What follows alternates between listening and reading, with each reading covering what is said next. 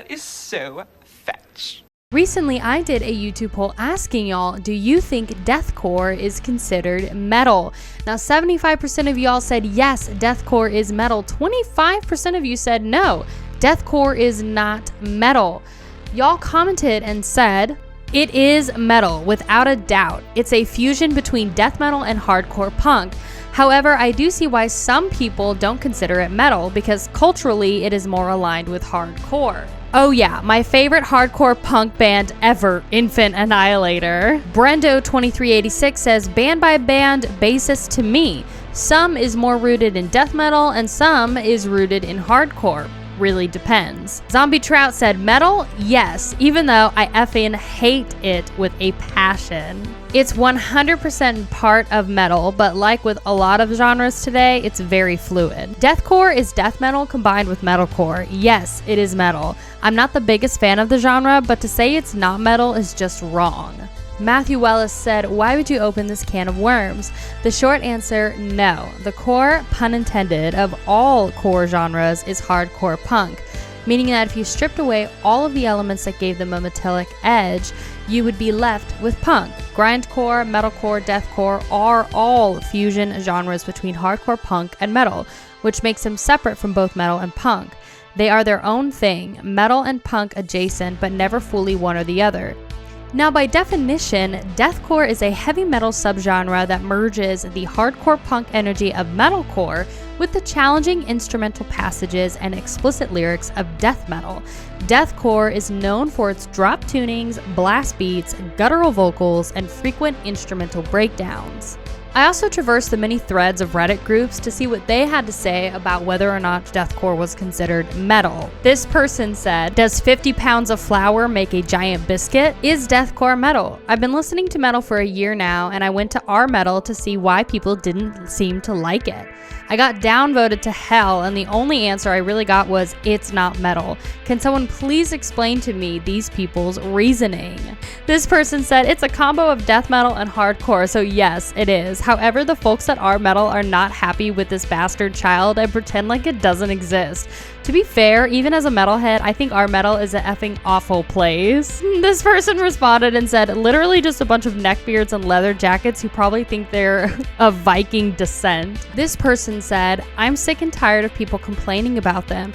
They're not going away anytime soon. They are not the worst thing to happen to music. Some of them are okay. Stop acting like a bunch of prepubescents. It seems that most of the hate for deathcore is really rooted in the fact that core is a part of the name, and that hardcore punk is a part of its history, and that because those two genres exist, metalcore and deathcore are also considered a part of that genre, which is why many people don't label them as metal. Here are some characteristics of deathcore. The first one being hardcore punk energy. Borrowing heavily from metalcore, deathcore bands harness the raw intensity of punk rock in their extreme metal music.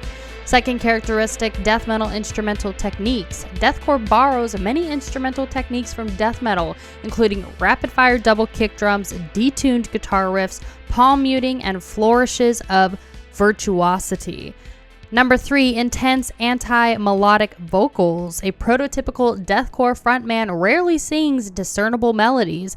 Most perform in a grunting, guttural style, peppered by screams known as pig squeals. I like to call them goblin screams. Blast beats. Blast beats are a rapid-fire 16th note patterns that create a sense of unease. And number 5, nu metal grooves. Many deathcore groups embrace the steady grooves found in nu metal, pioneered by bands like Korn and Limp Bizkit. Number 6 is breakdowns. Many deathcore songs feature instrumental breakdowns that cut away from the main groove or song structure and feature single instruments. I also wanted to search up what some of the subgenres were for deathcore, and there's a lot more than I thought there were. The first one being nu deathcore. This style resembles nu metal thanks to groove style riffing and occasional rapping of vocalists. Amir, Suicide Silence, and Brand of Sacrifice produced nu deathcore music, as has Whitechapel in the later part of its career. Technical deathcore. This subgenre showcases virtuosic playing similar to technical death metal. Technical deathcore acts include Beneath the Massacre, Infant Annihilator, and Within the Ruins. Gentcore, this is a real thing. Gentcore is a deathcore with heavy influence from djent music, known for its technically demanding polyrhythms. Chelsea Grin, Veil of Maya, Born of Osiris, and After the Burial are examples of gentcore groups. Number 4, MySpace deathcore. This is a real friggin' subgenre. This style of deathcore gained traction on the MySpace platform in the 2000s. Groups in this subgenre often resemble melodic death metal bands, replete with challenging guitar riffs and relatively tuneful vocalists. Groups from the MySpace scene include Wings of Plague, Through the Eyes of the Dead, All Shall Perish, and As Blood Runs Black. Now, I also think that it's interesting that Metal Archives is very particular about the bands that they put on their website. Now, I've known about this for a while. I love Metal Archives, but I also feel like some of their decisions to put bands on their site is very subjective and very personal. For example, you will have the melodic deathcore act Shadow of Intent and Job for a Cowboy both having pages on the site.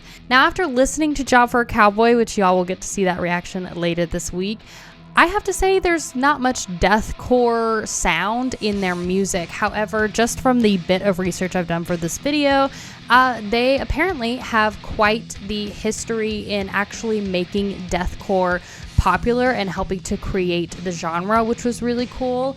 And even Metal Archives mentions that they're like this kind of progressive deathcore type band, and yet they've got a page on there. Shadow of Intent is just a really good melodic death metal band, and if you haven't heard of them, you should. They're so freaking good, but they're like true deathcore. Now, in terms of Lorna Shore, this is kind of an interesting take in my opinion. But many of you know that Lorna Shore for the longest time was never considered for Metal Archives. And after so many records, they were considered too deathcore for the site. I really just think it's because they were too mainstream and popular that the people on Metal Archives just didn't want that kind of band on the site, and they kept refusing that they existed and that they were metal. However, late last year, the opinion of them changed finally because they got accepted on Metal Archives due to their latest record, Pain Remains. This was like late December of 2022. I have yet to listen to Pain Remains because honestly the album cover did not interest me, but I just find it funny that after they were accepted, many elitists who were upset by them finally being accepted onto Metal Archives, and they decided to review bomb their page and trash most of their discography, including this one user who downright gave Pain Remains a 0%. How do you give a record a 0%? This is what I find to be the biggest proof that deathcore is metal. When I think deathcore, I think Lorna Shore. It's the most deathcore sounding band in my opinion. And for Metal Archives, who is known for being picky and a bit biased, to recognize Lorna Shore as a metal band and label them deathcore, they are considered metal. With this in mind, Metal Archives should then allow for other popular deathcore bands to also have a page. What about Slaughter to Prevail? You give Whitechapel space on the site, but you don't do the same for STP. It really makes no sense. I think also it's curious how Lorna Shore can be added to the site, but certain metalcore acts are not considered. For example, Ginger, Spirit Box, and August Burns Red. I think this is also just proving the bias of Metal Archives, even though I love the site. It's just weird. But regardless, if deathcore is a genre on Metal Archives, if they allow bands that are deathcore to be on the site, then they are metal. Punk, hardcore, and metal are so closely related that it's okay for those genres to have blurred lines. It's okay for bands to be both and not have to be one or the other. This commenter said it best, and I think that these are words to live by, and I'm going to leave it here for your interpretation. This person said, "F it, dude, it's music. Who gives a crap what it's called? That's the beautiful thing about music.